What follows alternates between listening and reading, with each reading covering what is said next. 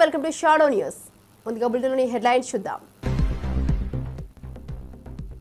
చంద్రబాబు నేతృత్వంలో మంత్రివర్గ భేటీ, చర్చకు విద్యుత్ సరఫరా, సాగునీటి ప్రాజెక్టులు, సంక్షేమ పథకాలు వంటి అంశాలు. రాష్ట్ర అభివృద్ధి సంక్షేమం లక్ష్యంగా ఈ సమావేశం.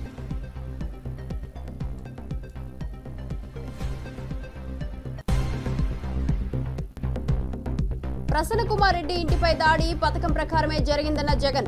ప్రసన్నను అంతం చేయాలనే లక్ష్యంతోనే దాడి చేశారని ఆరోపణ.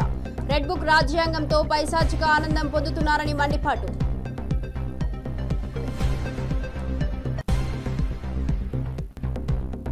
కూటమి ప్రభుత్వంపై అంబటి రాంబాబు ఫైర్. జగన్ బంగారు పాల్యం పర్యటనను వివాదం చేసేందుకు యత్నం చేస్తున్నారని ఆరోపణ. 3000 మంది వైసీపీ నాయకులు కార్యకర్తలకు నోటీసులు ఇచ్చారని వెల్లడి.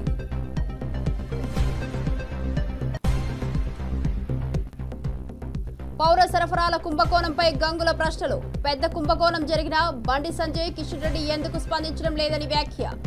ప్రజల ఆకాంక్షలను నెరవేర్చడంలో విఫలమవుతున్నారని విమర్శ.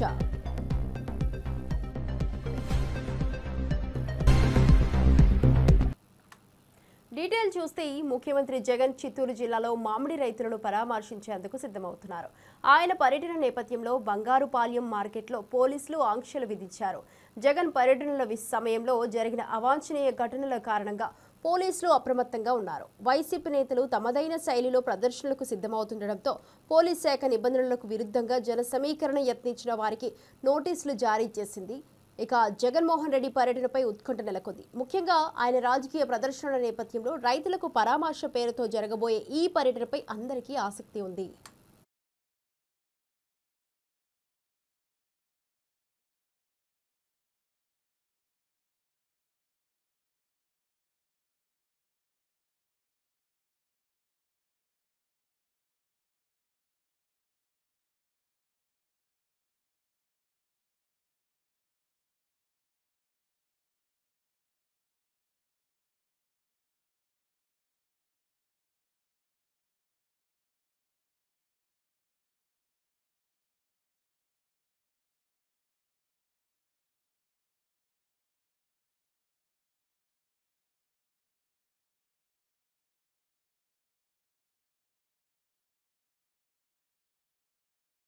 బంగారుపాలెం మండలంలో మ్యాంగో మార్కెట్ యార్డ్కి ఎక్సీఎం గారు వస్తున్న దృష్ట్యా ఇప్పటికే పోలీసులు పర్మిషన్ ఇవ్వడం జరిగింది. ఉన్న కండిషన్స్ అన్ని కూడా చాలా క్లియర్ గా ఆర్గనైజర్స్ కి మరియు వివిధ ప్రాంతాలలో ఉన్న లీడర్స్ కి కూడా చెప్పడం జరిగింది.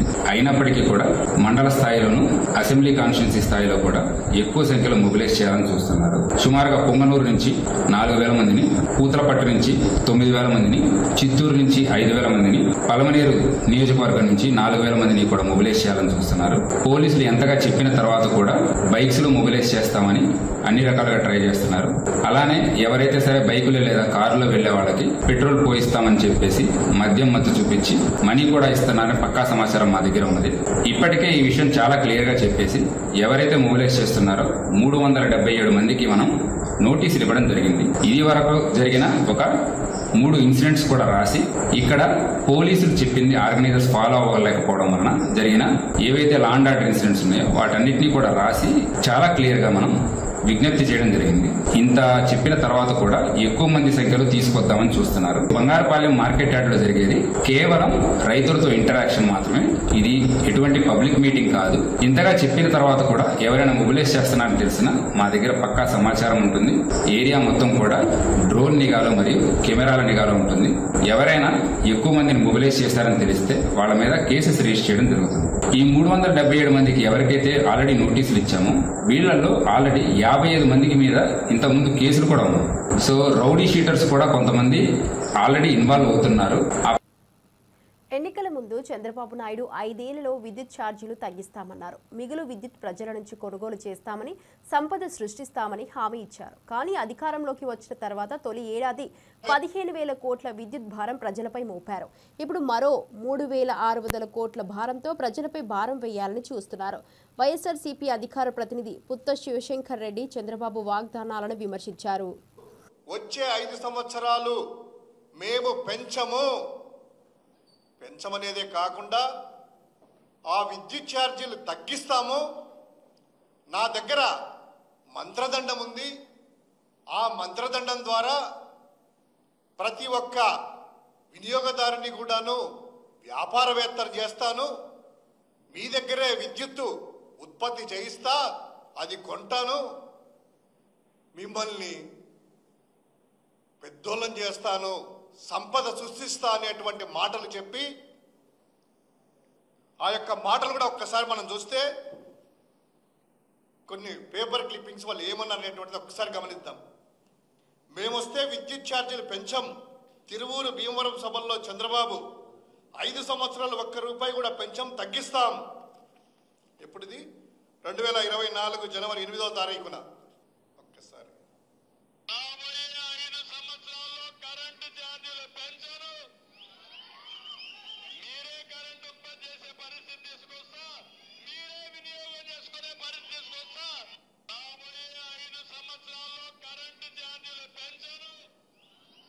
ఇది ఒక్కసారి ఆయన ఏమన్నారు దీని గురించి అనేది ఇంకో వీడియో చూద్దాం. అదే కాదు, వివిధ సభల్లో మళ్ళీ చెప్తున్నా, నాణ్యమైన కరెంటు రావాలంటే, కరెంటు రేట్లు పెరగకుండా ఉండాలంటే తెలుగుదేశం జనసేన రావాలి. తర్వాత అధికారులు అడిగితే విద్యుత్ అందజేస్తా ఉన్నారు, అట్లాగే లాసెస్ నువ్వు చెప్తున్నావు నాకు, నేను ఉండే వాస్తవ పరిస్థితి. వచ్చి రాగానే మొదటి సంవత్సరంలోనే 15,485 కోట్ల రూపాయలు భారం, విద్యుత్ ఛార్జీల అదనపు భారం ప్రజల నెత్తి మీద వేశారు. ఎంత? 15,485 కోట్ల రూపాయలు. సరే, అది ఏంటంటే అప్పుడంతా అడిగితే జగన్ గారి పాపకం, జగన్ గారు చేశారు, గత ప్రభుత్వం ఏది మాట్లాడినా కూడాను జగన్ గారే గుర్తొస్తారు వాళ్ళకి. సరే, మొదటి సంవత్సరాలు గడిచిపోయింది, ప్రజలు నానా ఇబ్బందులు చేసి రక్కసిగా వాళ్ళ రక్తాన్ని తాగారు కదా. ఇక రెండవ సంవత్సరంలోకి వస్తానే ఇప్పుడే నిన్నటి రోజు 3,629.87 కోట్ల రూపాయలకి డిస్కంలు ఏపీఆర్సీకి అదనపు ఛార్జీలు వసూలు చేయాలని ఏపీఆర్సీకి విద్యుత్ నియంత్రణ మండలికి ప్రపోజల్స్ పంపించాయి. అంటే అదనంగా 15,485 కోట్ల రూపాయలు గడిచిన సంవత్సరం రాబట్టి ప్రజల మీద విద్యుత్ ఛార్జీలు పిడుగు వేసి మరోసారి వారి నడ్డి విరచడానికి 3,629.87 కోట్ల. ముఖ్యమంత్రి చంద్రబాబు అధ్యక్షతన మంత్రివర్గ సమావేశం జరిగింది. ఉభయ గోదావరి జిల్లాలోని ప్రాజెక్టుల పురోగతి, విద్యుత్ సరఫరా, సాగునీటి ప్రాజెక్టులు, సంక్షేమ పథకాల వంటి అంశాలు ఈ భేటీలో చర్చకు వచ్చాయి. ప్రస్తుత ఆర్థిక సంవత్సరం అభివృద్ధి ప్రణాళికలు, విభిన్న రంగాల్లో పెట్టుబడుల ఆకర్షణ, సంక్షేమ పథకాల అమలు గురించి మంత్రివర్గం వివరాలు పరిశీలించింది. ఇక విద్యుత్ ఛార్జీలు, రైతుల సమస్యలు వంటి కీలక అంశాలపై చర్చ జరిగింది. సభ అనంతరం ముఖ్యమంత్రి కీలక నిర్ణయాలు తీసుకునే అవకాశం ఉంది. రాష్ట్ర అభివృద్ధి, సంక్షేమం లక్ష్యంగా ఈ సమావేశం కొనసాగింది.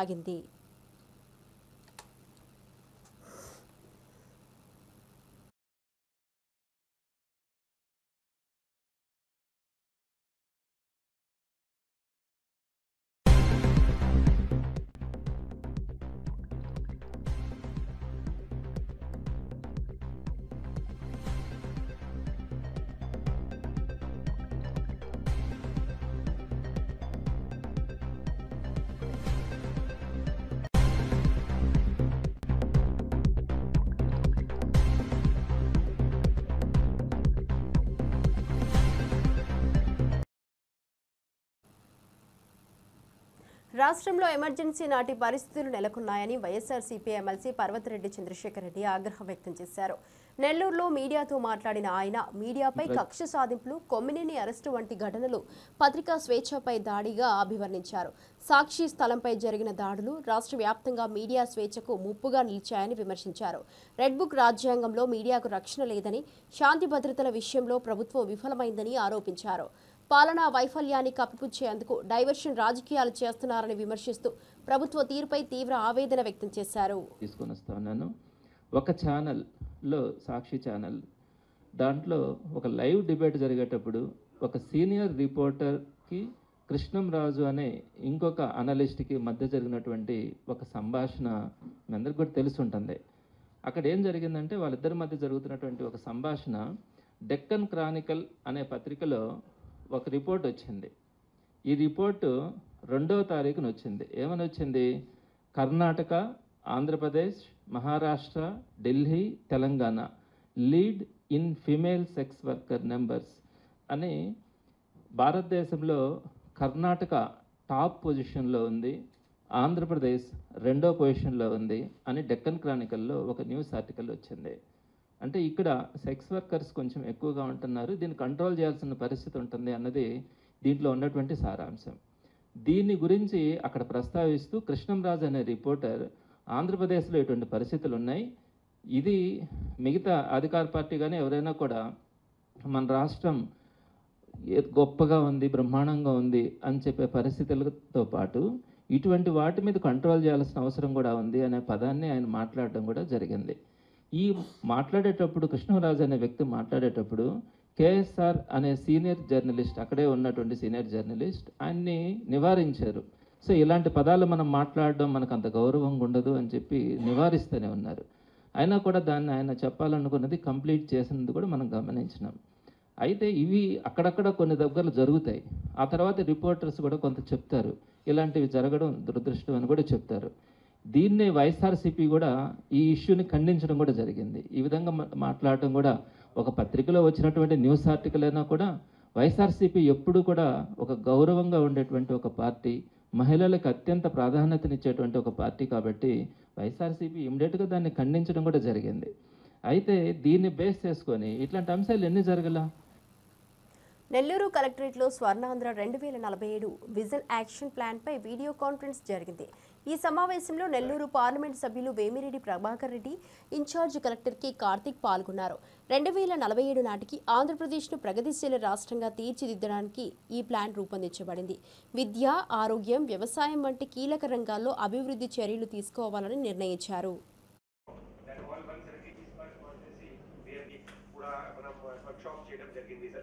దీంతో పాటు కాన్స్టిట్యున్సీ లెవెల్లో పీపుల్స్ రిప్రజెంట్ జరిగింది. దాంతో పాటు ఒక కొత్తగా constituency level plan 347 plan you are audible. All constituency units, everybody is connected in your district?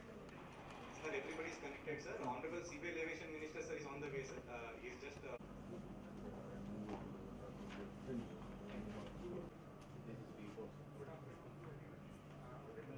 Constituency vision action plan కూడా దీంతో పాటే ఎమ్మెల్యేస్, ప్రతి ఎమ్మెల్యే కూడా వాళ్ళ కాన్స్టిట్యుయెన్సీస్లో వాళ్ళ హెడ్ క్వార్టర్స్లో దీన్ని అటెండ్ అయ్యారు. ఇది main subject Swarnandhra Pradesh 2047. Part of దిస్లో 10 సూత్రాలు ఈరోజే చెప్పుకొచ్చాడు. ఆ 10 సూత్రాల మీద మీ జిల్లాలో మీ కాన్స్టిట్యుయెన్సీస్ దీన్ని మనం రాష్ట్రాన్ని జీడిపి ఎట్లా పెంచాలా, మీ జిల్లా జీడిపి ఎట్లా పెంచాలా, దానికి సంబంధించి మీ జిల్లాల్లో మీకు ఏ సబ్జెక్టులో నెల్లూరు జిల్లా ఉంది, నెల్లూరు జిల్లా ఏ సెక్టర్లో మనకి ముందుకు తీసుకోగలుగుతాం. ఆక్వా మన జిల్లాలో మంచి సబ్జెక్టు, దాని మీద ఫోకస్ చేసి కన్సర్న్ ఎమ్మెల్యేలని వాళ్ళ కాన్స్టిట్యుయెన్సీస్లో కొంతమంది ఇప్పుడు దానికి 4th P అంటే peoples partnership, private public peoples partnership. So పీపుల్ని కూడా, లోకల్ పీపుల్ని కానీ లేదంటే ఆ ఇండస్ట్రీలో ఉండే మనిషిని కూడా దీంట్లో ఇన్వాల్వ్ చేసి ఎవరన్నా బాగా స్తోమత ఉన్నోళ్ళని వాళ్ళ చేత కొంచెం పెట్టుబడి పెట్టించి ఈ మోడల్లో P4 మోడల్లో, కొత్త మోడల్లో ఐ థింక్ ఎక్కడ కూడా మన దేశమే కాదు ప్రపంచంలోనే ఎక్కడ లేదు ఇటువంటి మోడల్లో ఒక మంచి. నెల్లూరులో సైడ్ డ్రైన్ల పూడికతీత పనులపై నగరపాలక సంస్థ ప్రత్యేక దృష్టి సారించింది. నగరంలోని అన్ని ప్రాంతాల్లో స్పెషల్ డ్రైవ్ నిర్వహిస్తోంది. బాలాజీనగర్ మసీదు సెంటర్లో పూడికతీత పనులను పరిశీలించిన రాష్ట్ర పురపాలక పట్టణాభివృద్ధి శాఖ మంత్రి డాక్టర్ పొంగూరు నారాయణ పనులు వేగవంతం చేసేందుకు ప్రత్యామ్నాయ మార్గాలు చూడాలని అధికారులను ఆదేశించారు. గత 5 ఏళ్లలో డ్రైన్లలో సీల్టు పేరుకుపోవడం వల్ల వర్షాకాలంలో నీటి నికాస సమస్యలు తలెత్తుతున్నాయని తెలిపారు. ప్రభుత్వం రాగానే పూడికతీత పనులు చేపట్టాలని కోరారు.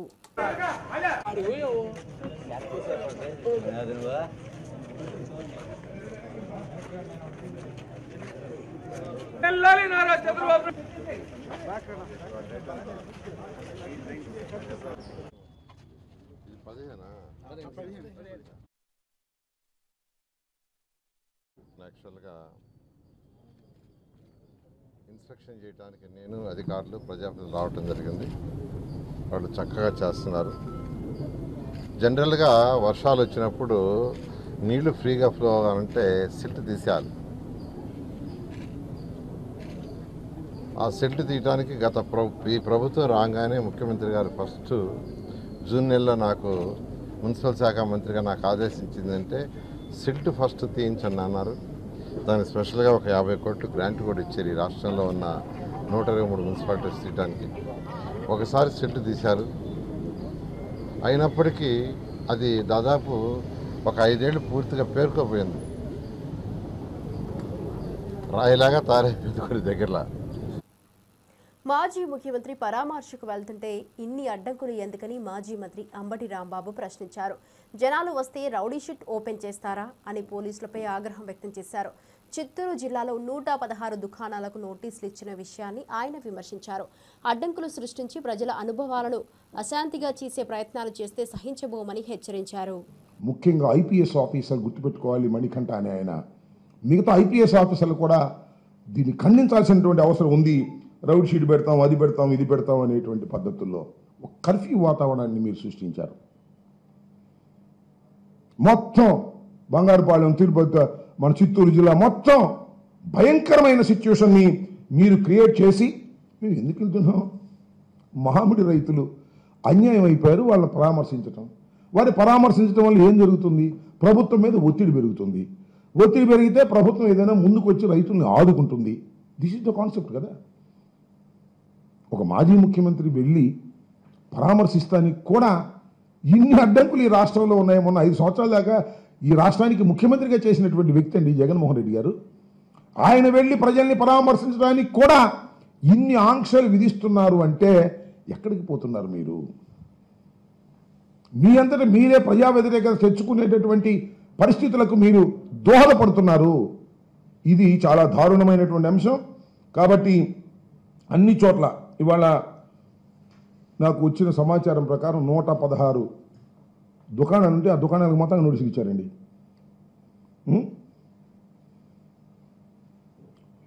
ఈ అక్కడ మన గంగాధర్ నెల్లూరు నియోజకవర్గంలో ఈఆర్పురం మండలం వైఎస్ఆర్సీపీ నాయకులను చిత్తూరు జిల్లా పోలీస్ ట్రైనింగ్ క్యాంపులో పెట్టి కట్టడి చేశారు, రావడానికి వీల్లేదని.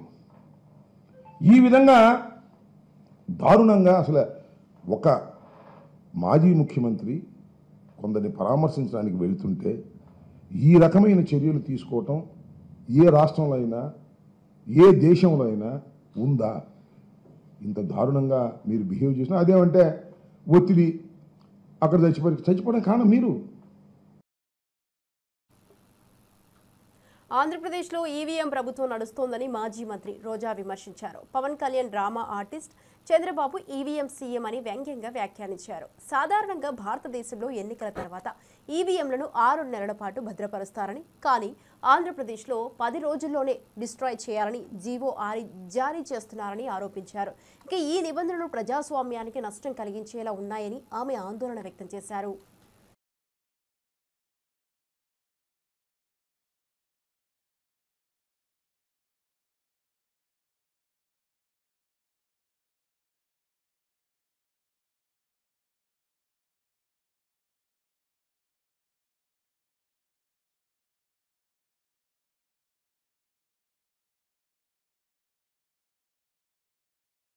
ஒரு டிஜிட்டல் நம்பர் இருக்கும் இல்லையா அப்படின்னு சொல்லுவோம் நாங்க. ஏன்னா இந்தியாவில் எந்த ஸ்டேட்ல எலெக்ஷன் ஆனாலும் 6 மாசம் இவிஎம்ஸ் அப்படியே இருக்கணும். இதுதான் எப்பவுமே நடக்கிறது. ஆனா இந்த ஏபியில் மட்டும் எலெக்ஷன்ஸ் ஆன 10 நாளே ஒரு ஜீரோ கொடுத்துட்டு எல்லா இவிஎம் டெஸ்ட்ராய் பண்ணிருக்காங்கன்னா அவங்க இவிஎம் எப்படி மேனிப்புலேட் பண்ணி இன்னைக்கு அவங்க ஜெயிச்சாங்கன்னு நீங்க பார்க்கணும். ஏன்னா உங்க எல்லாருக்குமே தெரியும் எல்லாம் கம்ப்யூட்டரைஸ்டு. கம்ப்யூட்டர்ல நீங்க ஓட்டு போட்டதுக்கு ஏபியில் எத்தனை ஓட்டு வந்திருக்கு. எனக்கு எவ்வளவு கோலா இருக்குன்னு ஒரு டிஜிட்டல் நம்பர் இருக்கும் இல்லையா, நீங்க கவுண்ட் பண்ணும்போது கூட அதே நம்பர் இருக்கணும். ஆனா ஓட்டு போடுறதுக்கு இருக்கிற நம்பரோட கவுண்டிங்க்கு 45 லட்சம் ஓட்டு எக்ஸ்ட்ரா இருக்கு. அதை பார்த்து கோர்ட்ல நாங்க கேஸ் போட்டா இவிஎம்ஸ் இல்ல, ஏன்னா ஜீவோ கொடுத்து டெஸ்ட்ராய் பண்ணதுனால ஒன்றும் பண்ண முடியாதுங்கிற போது நீங்க தெரிஞ்சுக்கணும், இவங்க இவிஎம் கவர்மெண்ட் தான் ஆந்திர பிரதேஷ்ல இருக்கு. ஒரு டிராமா ఆర్టిస్ట్ పవన్ కళ్యాణ్. మంచు విష్ణు ప్రధాన పాత్రలో నటించిన కన్నప్ప చిత్రం ప్రేక్షకులను ఆకట్టుకుంటోందని నటుడు మంచు మోహన్ బాబు తెలిపారు. హిందూ పురాణం ఆధారంగా భక్త కన్నప్ప జీవిత చరిత్రను సినిమాగా రూపొందించినట్లు చెప్పారు. విజయవాడలో అఘోరాలు, నాగసాధువులు, మాతాజీలు, గురువులతో కలిసి కన్నప్ప చిత్రాన్ని మోహన్ బాబు వీక్షించారు. ఈ సినిమా తీయడం తన పూర్వజన్మ సుకృతంగా భావిస్తున్నట్లు మోహన్ బాబు పేర్కొన్నారు. అనుక్షణం కోరుకునే మహానుభావులు వీళ్ళందరూ కూడా మన దేశ సంస్కృతి ఈ జనరేషన్ కూడా చెప్పాలి అని వాళ్ళు అహర్నిశలు తాపత్రయపడుతూ ఉన్నటువంటి మహానుభావులు. ప్రజలు బాగుండాలని దీనికి కంగడం కట్టుకున్నది మన భారతదేశ ప్రధాని మోడీ గారు. ఇది మన అదృష్టంగా భావించాలి. నేను కన్నప్ప సినిమా తీశాను, 10 రోజులైంది. ఎలా ఉందని చూసిన వాళ్ళందరికీ తెలుసు. శ్రీ కాళహస్తీశ్వర మహత్యం, దూర్జటి మహాకవి రాసినటువంటి చిత్రం. వాళ్ళ అమూల్యమైన సలహాలు సినిమా అయిన తర్వాత మీకు తెలియజేస్తారు. ఇది ప్రతి ఒక్కరూ చూడదగినటువంటి కుటుంబ సమేతంగా చూడదగినటువంటి చిత్రం. మన పిల్లలకు కూడా వేదం అంటే ఏంటి, ఉపనిషత్తులు ఏంటి అంటే 3000 సంవత్సరాలకు ముందు దూర్జటి మహాకవి రాసినటువంటి చిత్రం ఇది. 3000 సంవత్సరాలకు ముందు మన విజయవాడ ఎలా ఉందో మీరు ఆలోచించుకోండి. కవులు రాసినటువంటి గ్రంథాన్ని ఏదో చిన్న చిన్న మార్పులతో దీని జరిగించిన ఈ విజయవాడ నాకు ఎంత అదృష్టమో మీకు తెలియదు.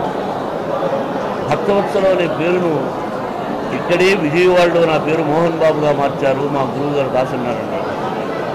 ఇది పుణ్యక్షేత్రం, కనకదుర్గమ్మ, అలాగే ఈ సినిమాలో అర్జునుడు తపస్సు చేసినటువంటి స్థలం ఇద్దరికి రా. కాబట్టి మీ ఆశీస్సులు నాకు కావాలి. సినిమా కోవూరు ఎమ్మెల్యే వేమిరెడ్డి ప్రశాంతిరెడ్డిపై వైసీపీ నేత మాజీ ఎమ్మెల్యే ప్రసన్నకుమార్ రెడ్డి చేసిన వ్యాఖ్యలు సభ్య సమాజం సిగ్గుపడేలా ఉన్నాయని రాజమహేంద్రవరం ఎంపీ దగ్గుబాటి పురంధేశ్వరి మండిపడ్డారు.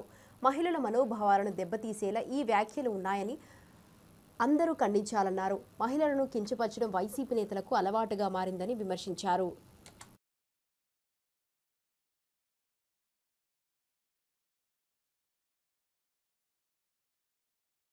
విశ్వసిస్తూ వస్తున్నటువంటి సంస్కృతి మనది. అదేవిధంగా మహిళలకి పెద్దపీట వేస్తూ వారిని గౌరవిస్తూ వస్తున్నటువంటి భారతీయ సాంప్రదాయం మనది. దానికి భిన్నంగా ప్రసన్న కుమార్ రెడ్డి గారు వారు ప్రశాంత్ రెడ్డి గారి పట్ల చేసినటువంటి వ్యాఖ్యల్ని నేను గట్టిగా ఖండిస్తున్నాను. వైఎస్ఆర్సీపీ నాయకులకి మహిళల్ని కించపరచడం అనేది అలవాటుగా మారినటువంటి విషయం. అమరావతిలోని మహిళల్ని మరి మనం నోటితో కూడా చెప్పలేనటువంటి భాషలో వారిని కించపరచడం, అదేవిధంగా శాసనసభలో ఉన్నటువంటి మహిళల్ని శాసనసభ వెలుపల ఉన్నటువంటి మహిళలు సైతం వ్యక్తిత్వ హననం చేయడం మనందరికీ తెలియనటువంటి విషయం కాదు. 6 పర్యాయాలు ఎమ్మెల్యేగా గెలిచి ఈ రకంగా మహిళల్ని కించపరుస్తూ అవమానపరుస్తూ చేస్తున్నటువంటి వ్యాఖ్యలు ఇవి సభ్య సమాజం ఆమోదించనిది, స్వాగతించనిది అని చెప్పి వారికి తెలియజేస్తున్నాను. అదేవిధంగా వారికి నేను చెప్పేటువంటి విషయం, ఏదైతే ప్రశాంత్ రెడ్డి గారి పట్ల వారు చేసినటువంటి వ్యాఖ్యలు ఉన్నాయో వాటిని ఒక్కసారి వారి తల్లి గారికి వారి భార్య గారికి చూపమని చెప్పి నేను చేసినటువంటి అభ్యర్థన. తెలంగాణ బీజేపీ రాష్ట్ర అధ్యక్షుడు ఎన్ రామచంద్రరావు తిరుమల శ్రీ వెంకటేశ్వర స్వామివారిని దర్శించుకున్నారు. ఆయన ప్రత్యేక పూజలు నిర్వహించి స్వామివారి ఆశీర్వాదాలను పొందారు. తిరుమల పర్యటనలో ఆయన ఆలయ అర్చకులు ఆయనకు సాదర స్వాగతం పలికి తీర్థ ప్రసాదాలు అందజేశారు. రామచంద్రరావు శ్రీ వెంకటేశ్వర స్వామి దివ్య దర్శనం జరిపిన అనంతరం భక్తుల కోసం ఆలయ నిర్వహణ విస్మయకరంగా ఉందని కొనియాడారు.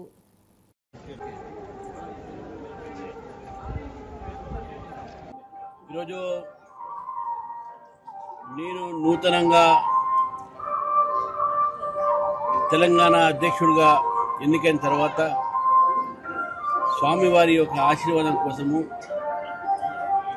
తిరుపతి రావడం జరిగింది. తిరుమల కొండపైన ఆ స్వామివారిని దర్శించి నాతో పాటు మరి మొన్ననే రాజ్యసభ సభ్యులుగా ఎన్నికైనటువంటి శ్రీ పాక సత్యనారాయణ గారు, మా ఎమ్మెల్సీ అంజిరెడ్డి గారు, తర్వాత ఇక్కడ బోర్డు సభ్యులు మరి నా చిరకాల మిత్రుడు భానుప్రసాద్ గారు, మరి వారితో పాటు అనేక మంది స్వామివారి దర్శనం చేసుకున్నాము, ఆశీర్వాదం తీసుకున్నాము.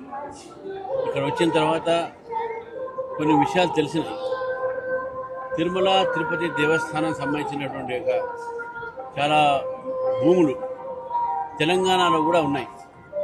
టీటీడీ కింద ఉన్నటువంటి భూములు ఖమ్మంలో, ప్రత్యేకంగా ఖమ్మం పట్టణంలో కొంతమంది రాజకీయ నాయకుల యొక్క ప్రేరణతో టీటీడీ సంబంధించిన భూముల్ని అన్య మతస్థులు దాన్ని మొత్తం కబ్జా పెట్టి గోడ కొట్టి అక్కడ ఇళ్ల నిర్మాణం చేస్తూ ఉన్నారు. అదేవిధంగా అందులో దుకాణాలు పెట్టి ఆ ఒక కమర్షియల్ యాక్టివిటీ కూడా చేస్తూ ఉన్నారు. వాణిజ్య కేంద్రాల కింద మార్చుకున్నారు. తెలంగాణలో సంబంధించినటువంటి దేవస్థానం భూములన్నీ కూడా, ఈ భూములన్నీ కూడా కాపాడాల్సిన అవసరం ఉన్నది. టీటీడీ భూములు అన్య మతస్థులకు. నటుడు సిద్ధార్థ్ తాజాగా విడుదలైన 3BHK మూవీ థ్యాంక్స్ మీట్లో మాట్లాడారు. ఈ రోజుల్లో సినిమా తీసి ప్రేక్షకులకు చేరవేయడం ఒక ఛాలెంజింగ్ థింగ్గా మారిందని అన్నారు. శ్రీ గణేష్ దర్శకత్వంలో సిద్ధార్థ్ హీరోగా నటించిన ఈ చిత్రంలో శరత్ కుమార్, దేవయాని, యోగి బాబు వంటి నటులు కీలక పాత్రలు పోషించారు. సినిమాను ప్రేక్షకులు ఆదరించారని, మరింత విశేషాలను పంచుకోవడం కోసం థ్యాంక్స్ మీట్ ఏర్పాటు చేశామని సిద్ధార్థ్ తెలిపారు. ఎమోషన్ వచ్చిందని అండ్ అది మీకు కూడా కలుగుతుందని నేను చెప్పాను. రెండోది, ఈ సినిమాలో ప్రతి ఒక్కరింట్లో జరిగే విషయాలు కనెక్ట్ అవుతాయి, రిలేటబుల్గా ఉంటాయి. నా ఇంట్లో జరిగిన విషయం వీళ్ళకి ఎలా తెలిసింది, ఎలా చెప్పగలిగారు అని ఒక ఫీలింగ్ మీకు వస్తుందని చెప్పాను. మేము ఎక్స్పెక్ట్ చేసినట్టు ఈ రెండు విషయాలు జరిగినాయి. ఒక ఇమోషనల్ సినిమా తీస్తున్నప్పుడు ఆడియన్స్ ఫీడ్బ్యాక్ కూడా చాలా ఇమోషనల్గా ఉంటుంది. ప్రతి సినిమాకి ఒకేలా రెస్పాన్స్ రాదు. సో నాకు లాస్ట్గా చిన్న సినిమాకి నా ఇన్స్టాగ్రామ్ మెయిల్ బాక్స్ చూస్తే రోజు hundreds of messages use to come.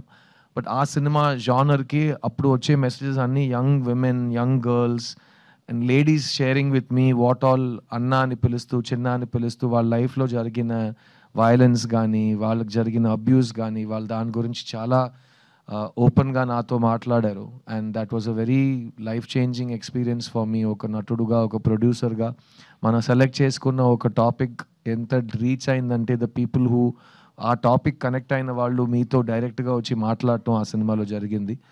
అలాంటి ఒక విషయం ఇంటూ 10 3BHKకి జరుగుతుంది. ఎందుకంటే ఈ సినిమా లైఫ్లో ఎవరైనా ఒక్కసారైనా స్ట్రగుల్ అయిన వాళ్ళకి పౌర సరఫరాల శాఖలో భారతదేశంలోని అతిపెద్ద కుంభకోణం జరిగిన బండి సంజయ్ కిషన్ రెడ్డి ఎందుకు స్పందించడం లేదని మాజీ మంత్రి ఎమ్మెల్యే గంగుల ప్రశ్నించారు.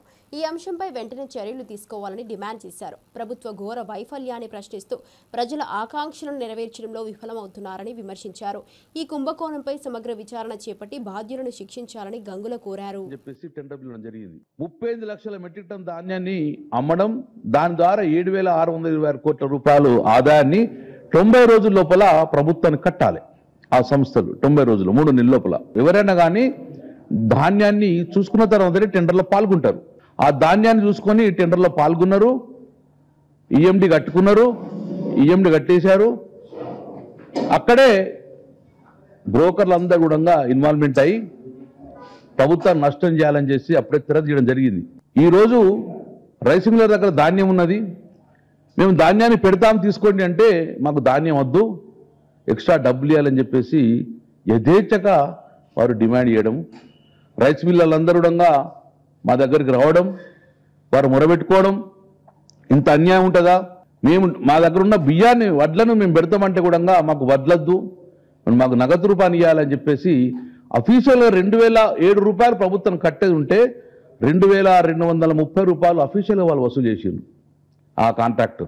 మరి మిగతా 220 రూపాయలు ప్రభుత్వం రాకుండా ఎక్కడికి పోయిందంటే దళారుల సంస్థకు వెళ్ళిపోయినాయి అఫీషియల్గా. దాని విలువ సుమారు 750 కోట్ల రూపాయలు యథేచ్ఛగా ప్రభుత్వానికి వచ్చే సొమ్మును వాళ్ళు కాజేసిండ్రు. ఈ రోజు వరకు సుమారు 605 రోజులైంది. 90 రోజుల టెండర్ కంప్లీట్ కావాలి. 605 రోజులైనా ఇంతవరకు టెండర్ కంప్లీట్ కాలేదు.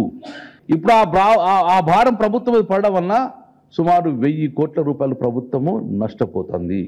12వ లాట్ నెంబర్ 12 ఆ సంస్థ పేరు కూడా హిందుస్థాన్ లిమిటెడ్ కంపెనీ. ఇది నిజామాబాద్లో. ఇవి ఇప్పటివరకు బులెటిన్ అప్డేట్ చూస్తూనే ఉండండి షాడో న్యూస్.